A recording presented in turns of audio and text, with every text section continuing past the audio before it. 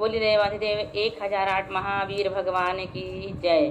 संत श्रोमणी आचार्य गुरुवर श्री विद्यासागर जी मुनि महाराज की जय। परम पूज्य 108 मुनिवर श्री प्रज्ञासागर जी महाराज की जय। द्वादशांगिन वाणी माता की जय। अहिंसामय विश्व धर्म की जय।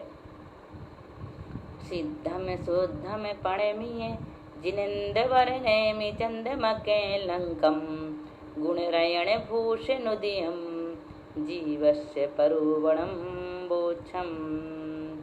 बोलिए आचार्य नेमिचंद्र स्वामी जी की जय। आज से हम आपको संयम मार्गणा अधिकार पढ़ाएंगे, जिसमें कुल 17 गाथा हैं। कितनी हैं? 17 गाथा हैं। संयम मार्गणा अधिकार है। संयम का लक्षण: बद समिधि कसायाणम दंडाणम तहिमदियाण पंचन्नम धारण पालन निग्रह चाग जौ संयमो भड़ियो।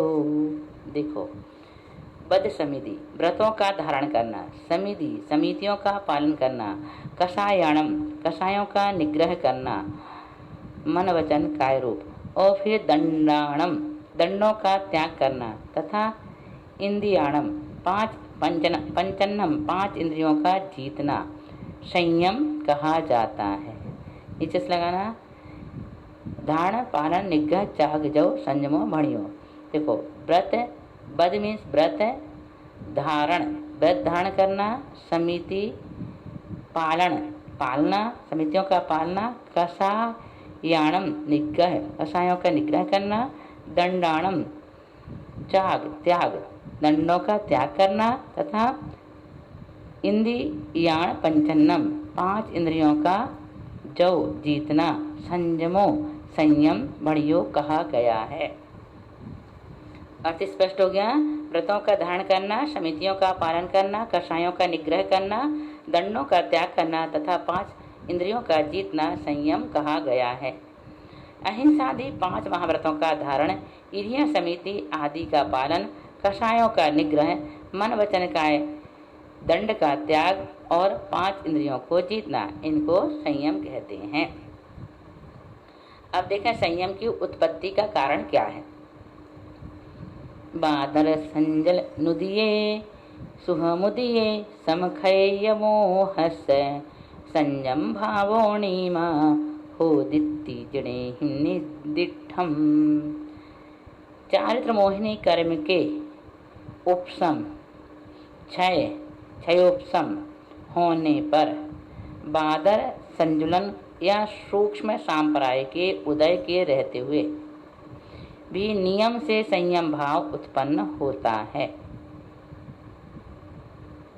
इस प्रकार जिनेन्द्र देव द्वारा निर्दिष्ट किया गया है। फिर से देखो, चारित्र मोहिनी कर्म के उपशम क्षय और क्षयोपशम होने पर बादल संजन नुदिये बादल संजलन या सूक्ष्म संप्राय के उदय के रहते हुए भी नियम से संयम भाव उत्पन्न होता है, होदिति होता है, ऐसा जिनेन्द्र देव ने कहा है। बादल संजलन कषाय के उदय से अथवा सूक्ष्म लोक के उदय से और सर्वमोहिनी कर्म के उपशम या क्षय से संयम रूप भाव उत्पन्न होते हैं। नेक्स्ट गाथा देखें। बादल संजन नुदिये बादल संजम तियम खुपरिहारो पमदि दरे सुह मुदिये सुहमो संजम गुणो होदी जय खाद संजमो पुण्य उपशम दो होदि मोहिणी यस्य खैदो वियसोणीमा होदित्ति जने निदिठम। मात्र बादर संजुलन कषाय के उदित होते हुए भी 3 बादर संयम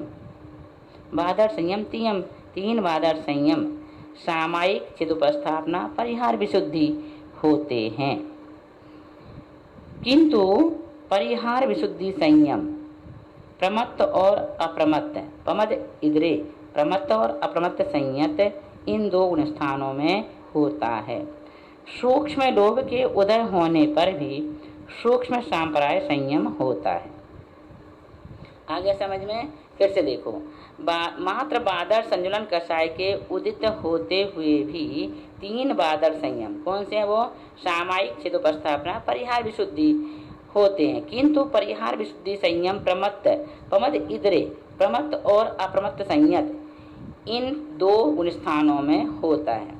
सूक्ष्म सूक्ष्म लोक के उदय होने पर भी सूक्ष्म संपराय संयम होता है, होता है। फिर देखो, मोहिनी जय खाद संयमो पुन उपशम दो होदी मोहिनी यस्य। मोहिनी कर्म के उपशम होने पर तथा क्षय होने पर नियम से यथाख्यात संयम होता है। जय खाद संयमो, नियम से यथाख्यात संयम होता है, ऐसा जिनेन्द्र देव या श्रुतकेवली ने कहा है। बादर संजुलन के उदय से कौन सा संयम चारित्र होता है? सामायिक, छिदोपस्थापना और परिहार विशुद्धि संयम होता है। सामायिक छिदोपस्थापना 6ठे गुणस्थान से 9वें तक होता है और परिहार विशुद्धि 6ठे 7वें में होता है। सूक्ष्म लोक के उदय से कौन सा संयम होता है? सूक्ष्म सांपराय संयम होता है, यह 10वें गुणस्थान में होता है। सर्वमोहिनी के उपशम या क्षय से कौन सा संयम होता है? यथाख्यात संयम होता है, यह 11वें गुणस्थान से 14वें गुणस्थान तक होता है। अब नेक्स्ट गाथा देखें। तदीय कसा युद्ध एणया बिरदा बिरदो गुणो हवे जुगवम विदीय कसा युद्ध एणया असंजमो होदी नियमेण। देखो, तीसरी कसाय के उदय से, तदीय कसाय युद्धेण, तीसरी कसाय के उदय से बिरता व्रत गुणस्थान होता है। दूसरी कसाय के उदय से नियम से असंयम होता है। विधीय कसाय युद्धेण, दूसरी कसाय के उदय से नियमेण, नियम से असंयम होता है। आ गया तीसरी कसाय के उदय से बिरता व्रत गुणस्थान होता है, बिरता व्रत गुणस्थान होता है। दूसरे कसाय के उदय से नियम से असंयम होता है। अब संयमा संयम किसे कहते हैं? प्रत्यक्षानुण कसाय के उदय से होता है, इसमें अंतानुबंधी और अप्रत्यक्षानुण कसाय के उदय का अभाव रहता है।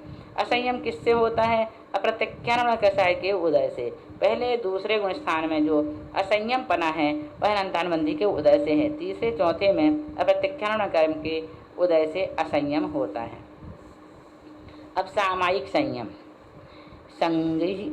संगहि शैल संयम मीय जम मनुत्तरम दुर्गमम जीवो सम्मुपहंतो सामाय संयमो होधि, जिसमें समस्त संयमों का संग्रह कर लिया गया है। संगहि, जिसमें समस्त संयमों का संग्रह कर लिया गया है, ऐसे लोकोत्तर और दुरधिगम्य अभेद रूप एक यम को धारण करने वाला जीव सामायिक संयत होता है।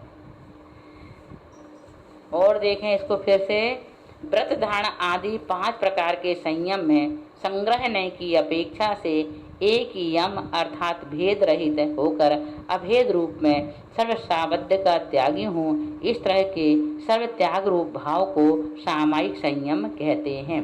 यह संयम दुर्लभ, अनुपम और दुर्धर्ष है। अब छिदोपस्थापना संयम। छेत्तूणया परियासम पौराणम जो थवे अपाणम पंचजमे धम्मेशो छेदो बट्टाओगो जीवो।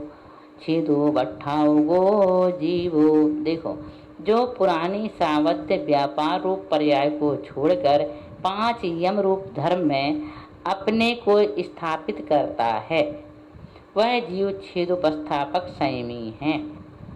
जो पुरानी सावध्य व्यापार रूप पर्याय को छेद कर 5 यम रूप धर्म में अपने को स्थापित करता है, वह जीव छेदोपस्थापक संयमी है। प्रमाद आदि के कारण सामायिक आदि से च्युत होकर जो सावध्य पर्याय हुई, उसका प्रायश्चित द्वारा छेद कर अपने आत्मा को 5 प्रकार के संयम धर्म में स्थापित करना छेदोपस्थापना संयम है। यह स्थूल लक्षण है। अब इसके बाद हम आपको 472 से अगली क्लास में पढ़ाएंगे परिहार विशुद्धि संयम का लक्षण क्या है। बोलिए महावीर भगवान की जय। और पार्श्वनाथ भगवान की जय।